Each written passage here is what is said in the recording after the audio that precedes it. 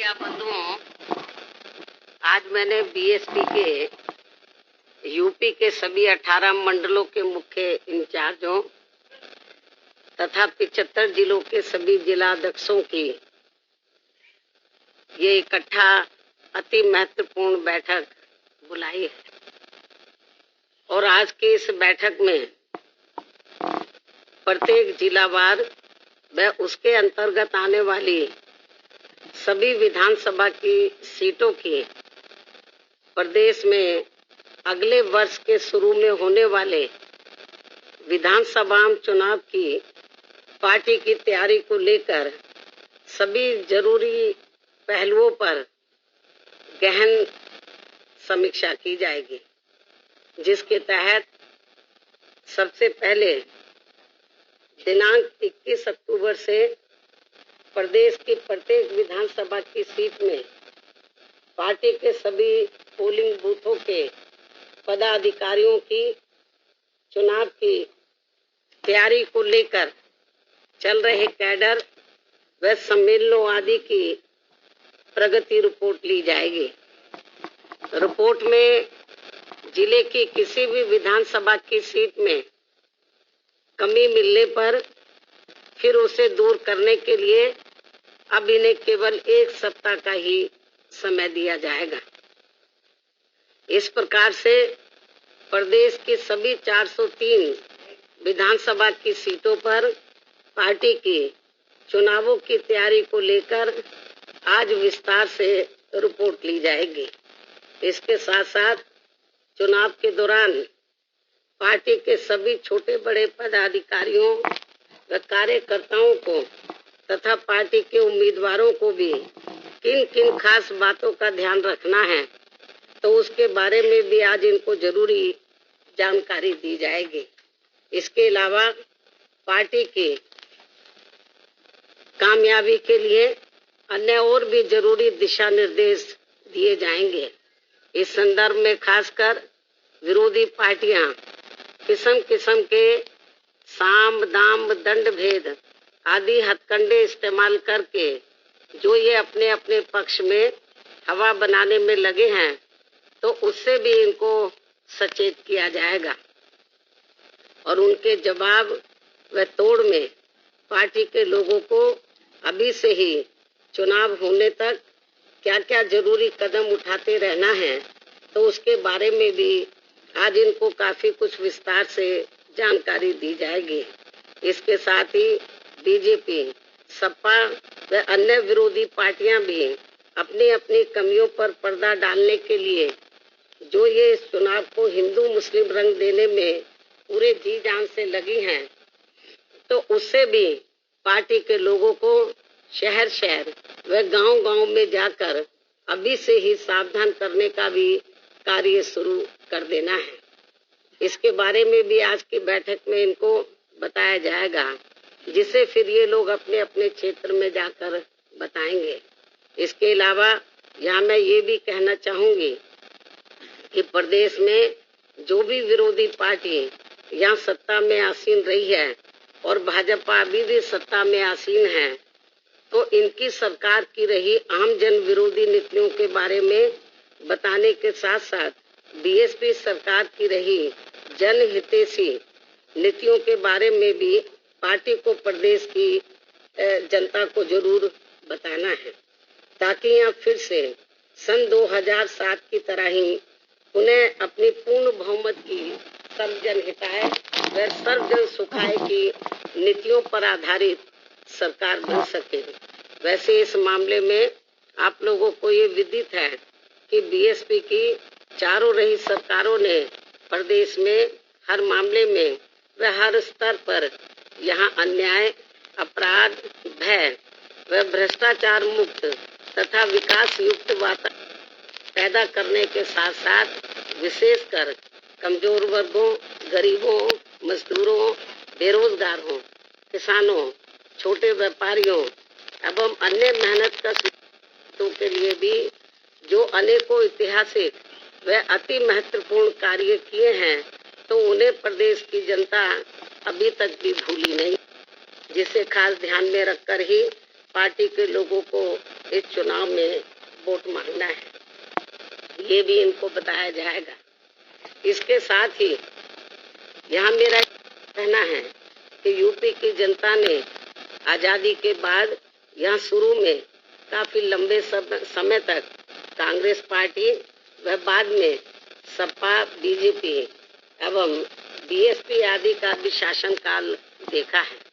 लेकिन इस मामले में प्रदेश की जनता अपनी पूरी ईमानदारी से ये बताए कि इन सभी पार्टियों के शासनकाल में से किस पार्टी का हर मामले में वह हर स्तर पर बेहतरीन शासनकाल रहा है।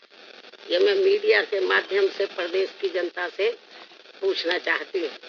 तो फिर प्रदेश की आम जनता एवं दबी जुबान में विरोधी पार्टियों के लोग भी यही कहेंगे कि बीएसपी का ही बेहतरीन शासनकाल रहा है। इसलिए प्रदेश की जनता को अब मेरा यही कहना है कि उन्हें अपने हित व कल्याण को ध्यान में रखकर चुनाव में किसी भी भावना में न बहकर तथा इनके प्रलोभन भरे चुनावी घोषणा पत्रों आदि के भी बहकावे में न आकर बल्कि बीएसपी के ही रहे बेहतरीन शासनकाल को फिर से यहाँ सत्ता में वापस लाना है, जिसकी इस समय प्रदेश की जनता को काफी सख्त जरूरत भी है। इसके अलावा बीजेपी का ये कहना कि इस बार चुनाव में बीजेपी 300 से ज्यादा सीटें जीतने वाली है, तो इसमें अभी कोई ज्यादा दम हमें नजर नहीं आता है। वरना फिर ये पार्टी चुनाव होने से कुछ समय पहले यहाँ आए दिन ताबड़तोड़ असंख्य घोषणाएं, शिलान्यास एवं अधकच्चे लोकार्पण आदि नहीं करती। साथ ही ये पार्टी अपने केंद्रीय नेताओं व केंद्र सरकार के वरिष्ठ मंत्रियों को भी अब यहाँ थोक में नहीं भेजती।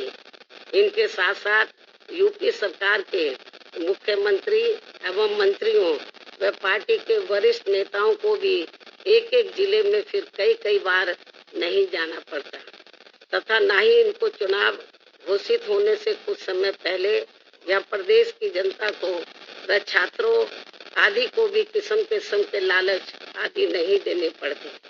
यदि यही स्थिति हमें काफी कुछ सपा व अन्य विरोधी पार्टियों की भी देखने के लिए मिल रही है, लेकिन ये सब प्रदेश की जनता काफी अच्छी तरह से समझ रही है। इसलिए मुझे पूरा भरोसा है कि यूपी की जनता अब इनके किसी भी प्रलोभन व हथकंडे आदि के बहकावे में आसानी से आने वाली नहीं है, बल्कि इस बार बीएसपी ही जरूर सत्ता में आने वाली है। और इसका मुझे अपने जमीन से जुड़े कार्यकर्ताओं व छोटे बड़े पदाधिकारियों आदि पर पूरा भरोसा भी है, जो मेरे दिशा निर्देशन में अपने अपने क्षेत्र की प्रत्येक विधानसभा में उसके सभी पोलिंग बूथों के क्षेत्र में वहां के लोगों को हर मामले में चुनावी तौर पर जागरूक करने में लगे हैं। वैसे भी अब प्रदेश की जनता वास्तव में यहाँ परिवर्तन चाहती है। या इसको बिल को पास कराने से पहले सेंट्रल गवर्नमेंट की जिम्मेवारी बनती थी कि लोकसभा और राज्यसभा में इस पर खुली पहले बहस होनी चाहिए थी, और ये बहस नहीं हुई। जल्दबाजी में इसको हाउस में लाया गया है, तो हमारी पार्टी इससे सहमत नहीं है, क्योंकि ये मामला अति गंभीर है। मैडम बहन जी, अयोध्या में अफसर और नेताओं की जमीन खरीदने के मामले में योगी सरकार ने संज्ञान लिया है। खबरें हैं कि बहुत सारे नेताओं और अफसरों ने वहां पर जमीन खरीदी है राम मंदिर निर्माण से पहले, और इसकी जांच कराने के लिए योगी सरकार ने कहा है। तो क्या राम मंदिर निर्माण से पहले वहां पर जो जमीनों को लेकर के एक बड़ा विवाद था, बड़ा प्रश्न था, वो घटना कैसे देखती हैं आप? क्या सच्चाई दिखती है आपको? ये मैंने मीडिया के माध्यम से मुझे भी जानकारी मिली है। ये मामला अति गंभीर है और इस मामले की उच्च स्तरीय जांच होनी चाहिए, और हमारी पार्टी तो ये चाहेगी कि माननीय सुप्रीम कोर्ट इसमें दखल दे तो ज्यादा बेहतर होगा। और यदि ऐसा कुछ हुआ है तो मेरे ख्याल स्टेट गवर्नमेंट को इसको गंभीरता से लेना चाहिए और सेंटर को भी इस मामले में दखल देकर स्टेट गवर्नमेंट को उनको निर्देशित करना चाहिए कि यदि कुछ ऐसा हुआ है तो जो भी कुछ जमीन वगैरह उन्होंने खरीद फरोख्त किया है तो वो रद्द होनी चाहिए। मामला चल रहा है, काफी दिनों से वो लोग धरने पर बैठे हैं जो गार्डन में कई मेहनत से हैं, उस पर आपकी पार्टी का क्या दोबारा रिपीट करो। 69,000 शिक्षक भर्ती मामला चल रहा है, उनका कहना है कि घोटाला हुआ है, बहुत बड़ा घोटाला है और इसको लेकर काफी दिनों से वो जो है धरने पर बैठे हैं, लगातार जो है भाजपा कार्यालय में प्रदर्शन करते हैं, कई जगह कर चुके हैं। इसके बारे में मैं कई बार आपको बता चुकी हूँ, फिर मैं बताना चाह रही हूँ कि उनका जो आरोप है तो वो जो आरोप लगा रहे तो हो सकता है उसमें सच्चाई हो, तो इस मामले की जांच होनी चाहिए और उनकी जो शिकायतें हैं स्टेट गवर्नमेंट को चाहिए उसको दूर करना चाहिए। लड़की की शादी की उम्र 21 साल सरकार करने जा रही है। आज छोटे दल उनके साथ आ रहे हैं, यहाँ तक बीएसपी के भी बहुत सारे विधायक सपा में जा चुके हैं। सपा का कहना है कि ये नई हवा सपा के साथ है, आप क्या कहेंगी मैम? ये तो वक्त ही बताएगा, जब रिजल्ट आएगा तो फिर आप मेरे से सवाल पूछना। बहन जी, आपकी चुनावी रैलियां कब हो रही हैं? बैठो नीचे बैठो, बैठ के पूछो। सभी लोग यूपी में, आपकी रैली की कब से शुरुआत हो सकती है? आपको बता दिया जाएगा। जो मैदान में जो इधर उधर घूम रहे हैं उनको घबराहट है, उनको बड़ी घबराहट हो रही है, पता नहीं वो पावर में आए ना आए, बीजेपी को भी हो रही है, सपा भी सोच रही है, तो इसलिए ये बेचारे मारे घूम रहे हैं। बहन जी तो बहन जी जमीन पे उतर हर पोलिंग बूथ के स्तर पर अपने काम में लगे हैं और जब वक्त आएगा तो आपको बता दिया जाएगा कि मैं मैदान में तब निकल रही हूँ। बहन जी 2 अप्रैल में जिन लड़कों पर केसेस हुए हैं वो लड़के बाहर आज आए हैं आपको एक ज्ञापन देने के लिए, उनके ऊपर क्या कहना चाहेंगे आप? क्या बोला? 2 अप्रैल के आंदोलन में जिन युवाओं पर केस किए गए हैं वो आज शायद सुनने में आया कि बाहर भी खड़े हैं आपसे मिलने के लिए, तो वो बड़े परेशान हैं। इस संबंध में मैंने एक बार नहीं कई बार तो स्टेट गवर्नमेंट को आगाह किया है और प्रेस में भी मैंने बोला है कि उनके मामले खत्म होने चाहिए और उन्होंने कोई किसी के साथ अन्याय अत्याचार नहीं किया था, अपने वो जायज मांगों को लेकर वो मैदान में उतरे थे, तो ये मामला लंबे अरसे से अटका पड़ा है, ये अच्छी बात नहीं है और स्टेट गवर्नमेंट को इसको देखना चाहिए और इस मामले को पार्लियामेंट में भी हमारी पार्टी ने इसको कई बार उठाया है। बहन जी, मिश्रा जी लगातार चुनावी रैलियां कर रहे हैं, समाज आपका इंतजार कर रहा है, इसमें आप कब चुनावी रैलियां शुरू कर रही हैं? आपके पास कोई सवाल नहीं बचा है। बहन जी अरे भाई नीचे बैठो, क्या कर रहे हैं? बहन जी की रैली जो है, बहन जी का जो आज का प्रेस कॉन्फ्रेंस है वो समाप्त हो गया है। प्रेस कॉन्फ्रेंस मायावती जी की तमाम प्रेस कॉन्फ्रेंस वो खत्म हो चुकी है। आपको बता कुछ लोगों से बात करने की कोशिश करेंगे कि आज की इस सभा का क्या उद्देश्य रहा है और बहन जी ने जो कहा है उनसे क्या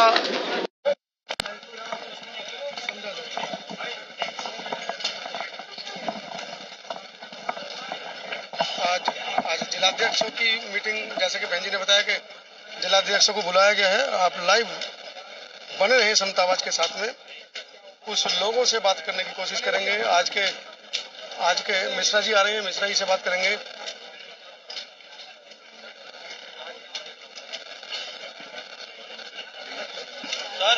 सर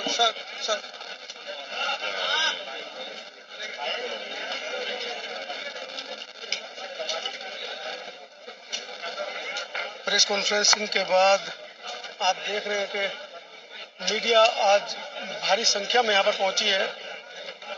अब किस तरह से आज बसपा के पक्ष को मीडिया रख पाएगी वो देखा जाएगा। मिश्रा कपिल जी साथ में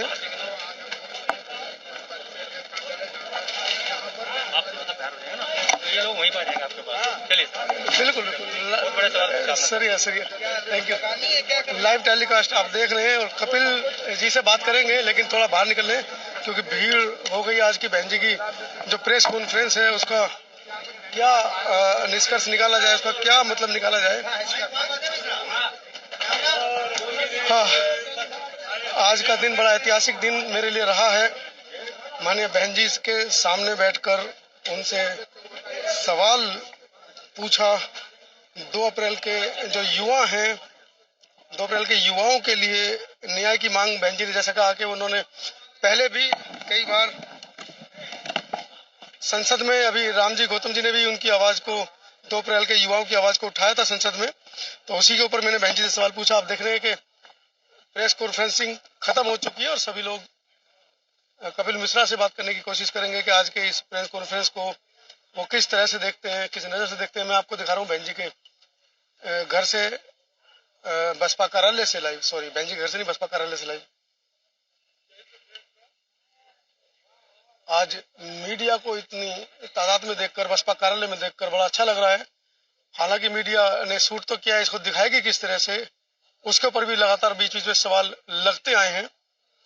प्रेस कॉन्फ्रेंस खत्म हो गई है, कपिल मिश्रा जी से बात करने की कोशिश करेंगे अगर आ जाएं। और जैसा कि आज बहन जी ने बताया है कि आज की जो प्रेस कॉन्फ्रेंस है वो कहीं ना कहीं जिलाध्यक्ष, जो पूरे उत्तर प्रदेश के जिलाध्यक्ष हैं, उनको बुलाया गया है और उनके माध्यम से आज उनको चुनाव के मद्देनजर उनको कुछ जानकारियां दी जाएंगी। कपिल देखो कहाँ है, ये बसपा का कार्यालय है। जिन लोगों ने आज तक नहीं देखा है, मैं भी आज पहली बार जहां बहन जी प्रेस कॉन्फ्रेंस करती है वहां तक पहुंचा था और लेकर चल रहा हूं बाहर बसपा कार्यालय में। मैं आपको दिखाऊंगा किस तरह का बसपा का कार्यालय है।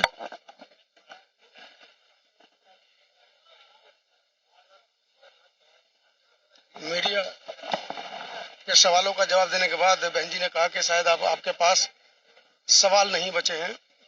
ये वो ऐतिहासिक जगह है जहां पिछली 7 सितंबर को बहन जी ने एक शुरुआत की थी। उसके बाद 9 अक्टूबर को भी यहाँ पर एक प्रेस कॉन्फ्रेंस हुई थी, एक बड़ी बसपा कार्यालय के अंदर। मैं आपको आइए मीडिया की गाड़ियां दिखा रहा हूँ और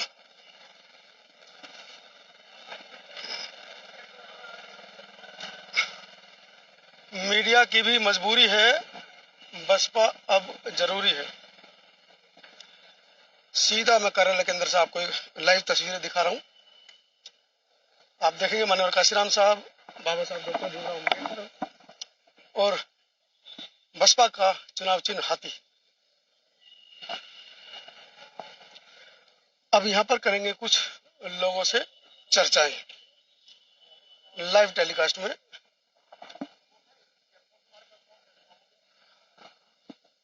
शायद अभी कुछ जिलाध्यक्षों से मीटिंग होनी है, तो मैं आज की इस लाइव को अभी यही खत्म कर रहा हूँ। बसपा कार्यालय से लाइव टेलीकास्ट आप ये देख रहे हैं समता आवाज टीवी पर। तो बहन जी की प्रेस कॉन्फ्रेंस समाप्त हो चुकी है और मैं भी आप लोगों से, क्योंकि आज अकेला हूँ, साथ में कोई नहीं है, व्यवस्थाएं गड़बड़ा रही है, तो बहन जी की आज की प्रेस कॉन्फ्रेंस की समाप्ति के बाद आपका क्या इस प्रेस कॉन्फ्रेंस के ऊपर कहना है, किस तरह के निर्देश उन्होंने दिए हैं, अपने समाज से क्या उन्होंने अपील की है, अपनी प्रतिक्रिया जरूर कमेंट बॉक्स में डालें। मैं हूं मनोज अंतानी, आज अपने किसी भी सहयोगी के साथ नहीं, अकेला हूं और बसपा कार्यालय लखनऊ से लाइव टेलीकास्ट आपको दिखा रहा हूं। बहुत प्यार से आपने इस वीडियो को देखा है। जितने दर्शक बने हुए साथ में शेयर करते रहें, हमारी इस मेहनत को आगे बढ़ाते रहें। जय बसपा, जय बसपा, धन्यवाद।